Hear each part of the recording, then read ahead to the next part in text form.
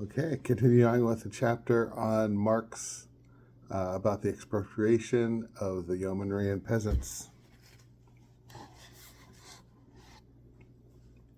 After the restoration of the Stuarts, the landed proprietors carried, by legal means, an act of usurpation, effective everywhere on the continent without any legal formality.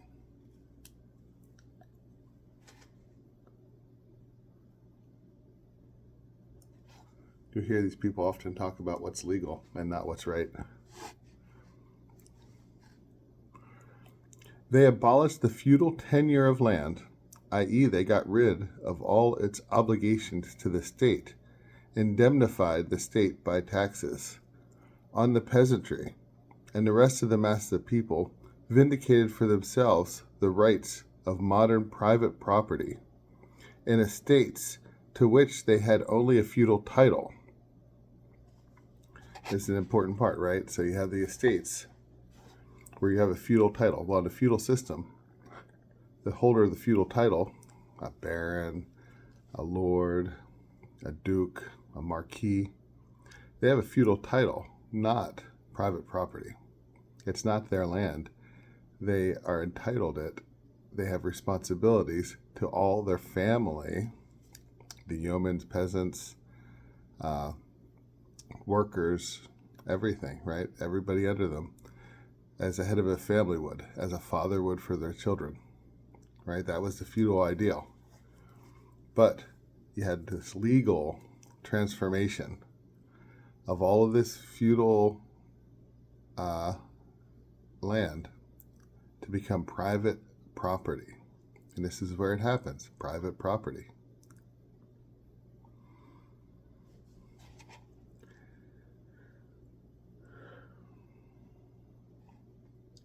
And finally, passed those laws of settlement which, mutatis mutandis, had the same effect on the English agricultural labor as the Edict of Tartar Boris Godunov to the Russian peasantry.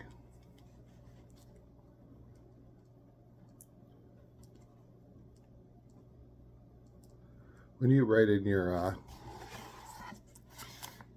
margins, what do you put? Sometimes I just put like a little note to myself to remind myself where I read that. So the legal private property, restoration of the Stuarts, right? So I can draw my attention to that. It's like, oh yeah, that's where I read that.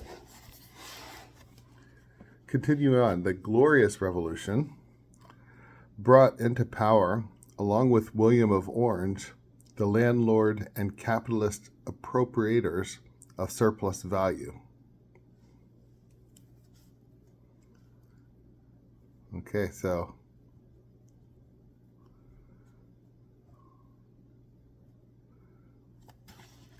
Glorious Revolution, which obviously Cromwell wins, right? Empowers the landlords and capitalists, where the peasants, who are as much part of the land in the feudal system, are, in relation to the landlord, rent payers. And if they can't make rent, they don't deserve a place to live. Today in America, we have far more empty houses, we have since 2008, than we have homeless people. But we have no responsibility because we don't live in a feudal system.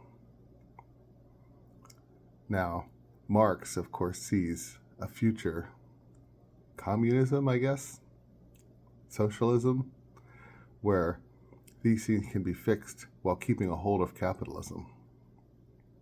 I tend to be a little more conservative in my view and see maybe like a new feudalism, because we know feudalism works. Gives everybody a home, everybody a place in society, everybody's skills are respected. Maybe. Definitely not as much. Many people is going hungry, addicted to screen time, depressed, murdering. Crime was way down. Life was long if you got out of childhood. And our advances in medicine would serve much better with the long lives that come with the organic, healthy, mostly vegetarian lifestyle that the feudal peasantry lived. Okay, continuing on. They inaugurated a new era by practicing on a colossal scale thefts of state lands, thefts that had been hitherto, that's always a hard word to say, hitherto managed more modestly. Right, so larger scale yet of thefts. These estates were given away, sold at ridiculous figure, or even annexed to private estates by direct seizure.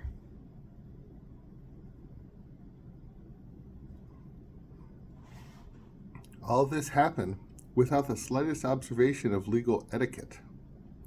The crown lands thus fraudulently expropriated, together with the robbery of the church estates, as far as these had not been lost again during the Republican Revolution, form the basis of the today princely domains of the English oligarchy.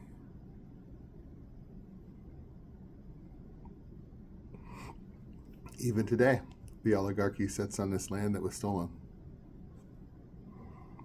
The bourgeois capitalists favored the operation with the view, among others, to promoting free trade in land, to extending the domain of modern agriculture on the large farm system, and to increasing their supply of the free agricultural proletarians ready at hand. So you need an increase of people who are so impoverished that they have to work, right? You don't want free peasant proprietors in this system, because you're free to not work for nothing and continue in America, right? You make so little that you go into debt your whole life and just keep digging yourself in until you die.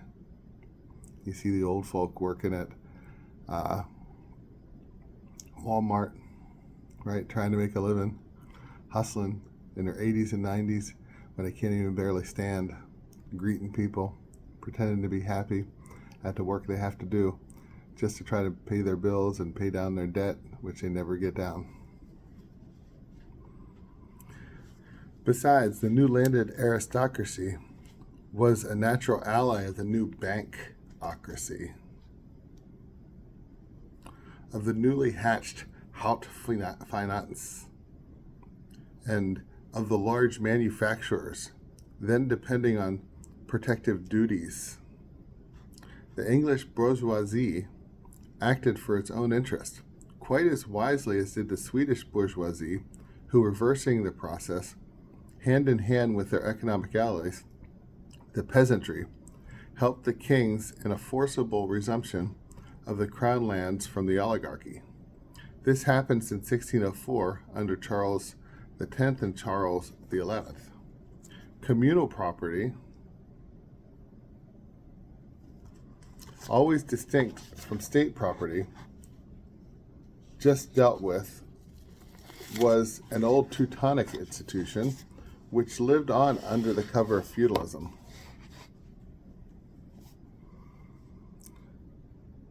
We have seen how the forcible usurpation of this, generally accompanied by the turning of arable into pasture land, begins at the end of the 15th and extends to the 16th century. But at that time, the process was carried on by the means of individual acts of violence, against which legislation for 150 years fought in vain. The advance made by the 18th century shows itself in this, that the law itself becomes now an instrument of the theft of the people's land, although the large farmers make use of their little independent methods as well. So there's continual violence against the peasants, removing them from land over centuries, right? Moving them into the big cities or to America, where they have no land, can't own land. Can't own land in the sense of owning land, right? In England, you own land, it's not taxed because it's actually owned. Unless you're not an oligarch, then you have to pay taxes, and you don't really own it. You're just renting it from the government. The parliamentary form of robbery is that of the acts for enclosure of the commons.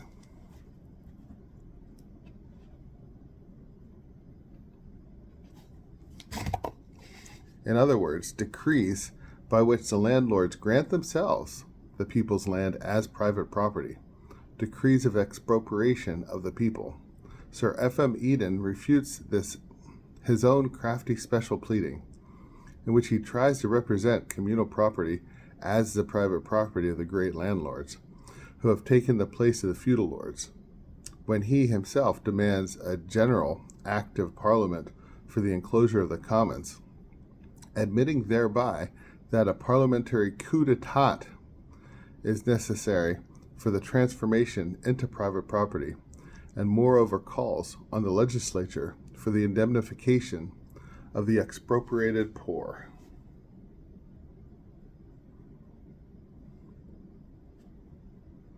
Now that they have the power to use government law to continue to get their work that they did by violence for centuries, they do that. Every means they can to create more and more poor people, more people starving in the cities.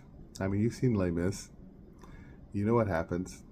It's a horrible, horrible anti-Christian world that they throw the poor into. And then what does the church do, right? It doesn't do anything. You know, and so Marx you can read as a Christian and make sense of. But you can also read him as an atheist and you have a different sense. But both need to be critical of how the church was not able to protect the people. Because it didn't just happen in Protestant lands where it happened first. It happened in Spain as well. Happened in France. Happened in Italy. Okay, we're going to stop there on page 796 and pick up again. Have a blessed day.